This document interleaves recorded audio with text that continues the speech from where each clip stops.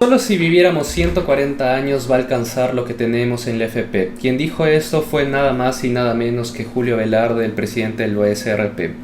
¿Y de dónde sale ese número? Hagamos la cuenta juntos. El salario mínimo en Perú es de 1.130 soles mensuales. El aporte obligatorio de la AFP es de 10%. Eso quiere decir que 113 soles al mes es lo que muchos peruanos acaban aportando al sistema. ¿Y cuánto necesitas acumulado para recibir la pensión mínima de 600 soles mensuales? Aproximadamente 180.000 soles. En este gráfico, si aportas continuamente sin interrupciones a un retorno del 6% anual, que es el promedio de las AFPs, necesitarías casi 37 años de aportes ininterrumpidos. Pero aquí viene la realidad. Más del 70% de la población trabaja en informalidad o semiformalidad. El peruano promedio entra y sale del sistema, y si solo aporta la mitad del tiempo necesitarías 48 años, 10 años más. Si solo aportas 30% del tiempo, necesitarías más de 55 años. En la práctica, aquí está la cuenta de Velarde. No es una exageración, es matemática pura. Y la situación es peor de lo que parece, porque lo que hicimos aquí es para llegar a los 600 soles de pensión mensual.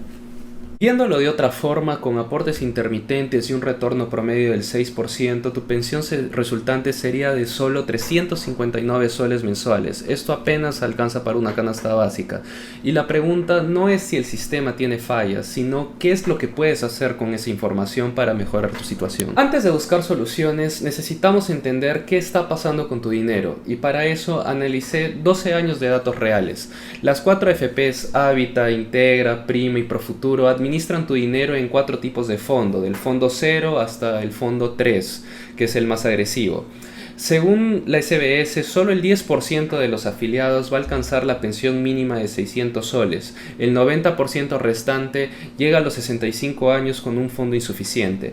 Desde el 2020 se han autorizado 7 retiros extraordinarios por 87.000 millones de soles. La gente prefiere controlar su dinero que dejarlo con un sistema que no confía totalmente. Pero de todas formas, retirar tu dinero sin un plan puede acabar siendo mucho peor que dejarlo en la AFP. Aquí analicé el valor cuota diario de las 4 AFPs desde junio de 2013 hasta enero de 2026, más de 3.200 días de datos. Cada panel muestra un tipo de fondo y lo primero que salta a la vista es que hay una diferencia enorme entre fondos y AFPs. No da lo mismo entre qué fondo estás ni en qué AFP estás. Y si es que lo comparas contra los índices globales como el MSCI y el S&P 500 convertidos a soles, tenemos un resultado revelador. En 12 años en soles el S&P 500 subió más de 500%, el MSCI subió 300%, la mejor AFP Hábitat en fondo 3 subió 169% y la peor Prima apenas 81%. Pero aquí tenemos que tener algo de honestidad intelectual. Hay que mirar también el riesgo de estos índices. La volatilidad del S&P 500 en soles es de 19%, más del doble que el de las AFPs que rondan en 8%. Esto quiere decir que la inversión es más arriesgada, porque al invertir en dólares, además de estar 100% expuestos en renta variable, también estamos corriendo el riesgo cambiario del sol. Poniendo estos números, si hace 12 años hubieras puesto 50.000 soles en un ETF del MSCI, hoy tendrías más de 200.000. En Hábitat, la mejor FP, unos 130.000. En Prima, apenas 90.000. La diferencia es real, pero también lo es el riesgo cambiario que se asume, además del propio riesgo de estar totalmente expuesto en renta variable. De todas formas, tenemos que normalizar el riesgo y retorno de todas estas inversiones, y en finanzas tenemos una métrica para eso, que es el ratio de Sharpe, que mide cuánto retorno extra obtienes por cada unidad de riesgo que estamos asumiendo. En este gráfico podemos ver que cada punto representa una combinación de AFP y fondo. Las estrellas son los benchmarks en soles y los números al lado de cada punto son sus Sharps. Lo sorprendente es que los Sharps de las mejores AFP son compatibles con los benchmarks. El Hábitat Fondo 3 tiene un Sharp de 0.63 y el MSCI en soles tiene un Sharp de 0.51, que inclusive es menos eficiente que la propia AFP. Esto significa que, ajustado por riesgo, las AFPs de alguna forma no son ineficientes, pero ¿dónde está el problema entonces? En las comisiones. Un ETF del MSCI World acaba cobrándote 0.07% anuales. Las AFPs cobran entre 1.2 y 1.7%. Con el mismo retorno de 8.5%, asumiendo este retorno, la comisión alta te roba más de 80.000 soles en 35 años sobre una inversión de 50.000. Las AFPs no invierten mal, cobran caro, y eso te lo muestro en este gráfico. A principio, la diferencia no parece tan devastadora. En los primeros años es prácticamente imperceptible, pero si es que alargamos a 30-35 años, da para ver el efecto que las comisiones pueden tener en tus retornos. A pesar de todo lo que hemos dicho sobre las comisiones y la rentabilidad, hay algo que es infinitamente peor que estar en una AFP con comisiones altas y que no rinde mucho, que es no ahorrar nada. Con apenas 150 soles al mes y un retorno del 7%, si comienzas a los 25 años, llegarías a los 65 años con más de 330.000 soles. Si es que comienzas a los 35, llegarías solo con 153.000. 10 años de retraso te cuestan más de la mitad de tu fondo. El mensaje aquí no es sacar tu dinero de la AFP, es entender el sistema, optimizarlo y complementarlo.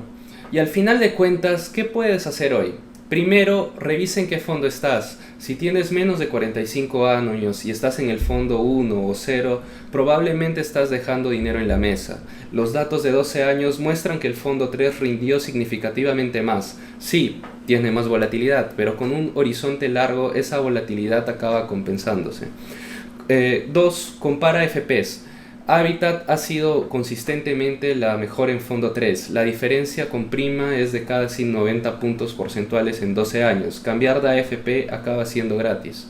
Tercero, complementa con ETFs globales. Abre una cuenta en un broker internacional o en alguna institución que te dé acceso al mercado internacional y destina un monto mensual a ETFs globales como el S&P 500, como el Nasdaq. No para reemplazar tu AFP, sino para complementarla. Eso sí, entiende que asumes un riesgo mayor, que es la volatilidad y el riesgo cambial, que va a ser mayor. Y cuarto, empieza hoy, no mañana. El dato más importante de este análisis no es cuánto rinde el S&P 500, no es cuánto cobra la AFP, sino que el tiempo es el recurso más valioso que tienes. Cada mes que pasas sin ahorrar es un mes de interés compuesto que pierdes para siempre, y el efecto puede ser devastador.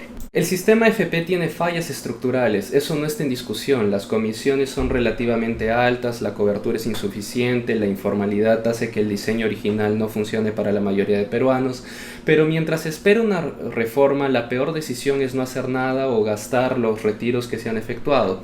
Hoy aprendiste 3 cosas. Primero, la matemática de tu AFP. Ahora ya sabes por qué Velarde dijo que 140 años.